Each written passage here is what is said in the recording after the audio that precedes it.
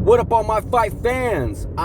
You got 2024 wrapped up. Merry Christmas, Happy New Year. Hopefully everyone has a great one. Hopefully everyone has all their wishes came true in 2024, and hopefully you guys have another great 2025. Hopefully everything comes true. You know, hopefully you got what you wanted. Took a little break. Now we're back. Let's talk about boxing, shall we? Let's talk about the year of 2024 when it comes to boxing. Gotta say, it wasn't the greatest year. I mean, it was fun, but wasn't the greatest. There were some fights that we got to have, but then there was fights that we did not get to have. Boxing has been struggling a little bit. Boxing has been a little bit more on the downward spiral, and it just feels like so many fighters just want to fight big paydays and once a year. And I get it, don't get me wrong, I get it. People want to make the big bank and be safe and be healthy and not have brain damage or not have anything wrong with them. And understandable, but at the end of the day, that's just not boxing when it comes to that. It's about the best fighting the best and fighting multiple times as much as you can if you're healthy. You know, if you're not healthy, then of course don't take on anybody. Let's wait. Don't half-ass it for nobody. But unfortunately, we did get that. What we did not get is that in the heavyweight division, because the heavyweight division was really lit. You got Tyson Fury and Usyk twice, both great fights. I mean, they weren't really slobber knockers. They weren't really something that was going to blow your hair back or anything like that.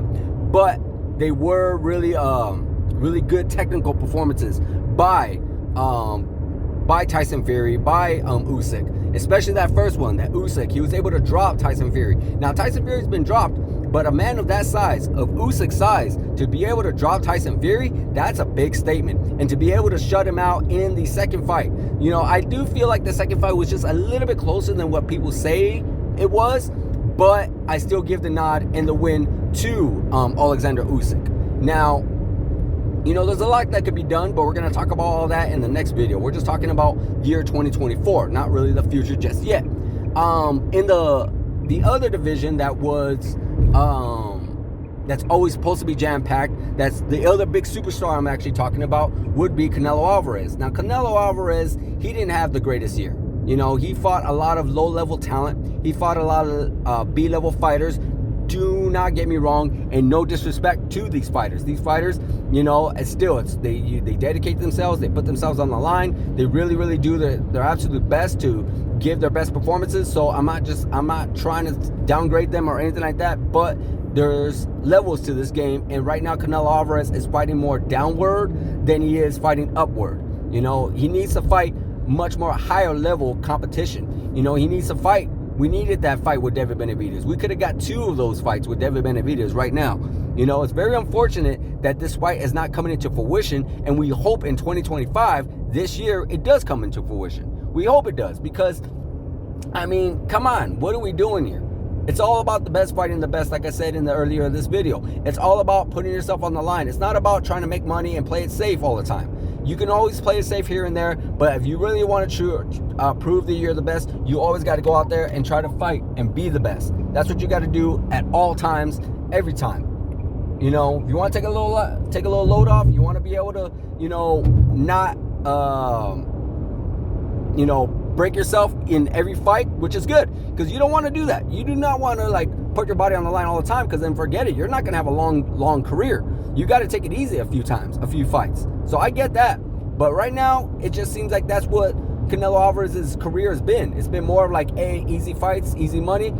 Cool, respect that, but at some point in time, your title is going to be questioned, your pound for pound is going to be questioned, your legacy is a little bit going to be questioned. Like, yeah, sure, you fought some of the greatest, but now what are you doing? Like, if you don't want to fight the greatest anymore, then retire and go fight exhibitions like Floyd Mayweather is doing. 100%. So I really hope Canelo Alvarez can pick it up in 2025. Now, and as far as the lightweights go, those were guys that enabled the 4 princes. You had Gervonta Davis, Ryan Garcia, David Hanley, Teofimo Lopez. You can even add Vasily Lomachenko in there. You can add Shakur Stevenson in there. Those guys are supposed to be making waves in the divisions, whether it's the lightweights, the junior welterweights, or even the welterweights, such as Terrence Crawford and Errol Spence. But there wasn't a whole lot of noise from these guys, except for Ryan Garcia. We all know Ryan Garcia. He made a lot of headlines in 2024. He constantly just decided to make a name for himself, being a little out there, being a little crazy, saying some crazy stuff, and get himself suspended for some performance enhancers I guess he was using and such, or he got caught with, quote unquote. But he did have a great performance against Devin Haney. It was a great fight. It was a fun fight.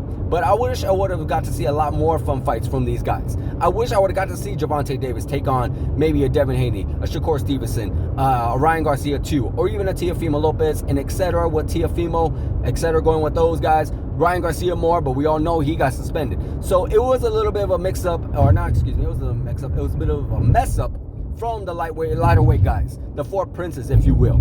You know, I wish we would have got to see a lot more of them, but we didn't really get to see as much of them as I would like. Devin Haney, unfortunately, he really needs to pick himself up this year. He really needs to stop with the whole what happened to him and suing and all that stuff. It's just such a bad look. You are a fighter. You want to fight. You got to prove that you are the best. And sometimes losing is a part of it, regardless of it being on steroids or not. And it got switched to a no contest, so he is still undefeated. He got his money, he got his thing, and I promise you, you can actually make a lot more headway, a lot more headlines when it comes to getting a rematch with Ryan Garcia. I'm sure you're going to get one day down the line, because a lot of people are going to ask for that. Ryan Garcia is not going to want to do it, but eventually people are going to push him to the corner where you're like, you're going to have to, because you were caught with performance enhancers and you missed weight.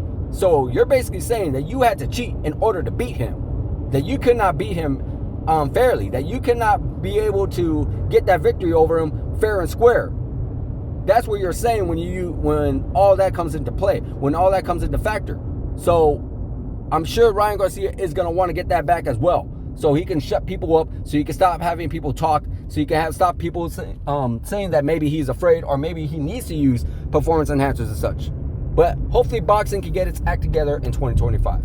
Well, there you have it, guys. That's my discussion regarding boxing in 2024. Let me know if you disagree. Let me know if you agree. Let me know if you have any thoughts on yourself regarding 2024 when it comes to boxing. Like, subscribe, hit that notification button, and I'll see you guys in the next video.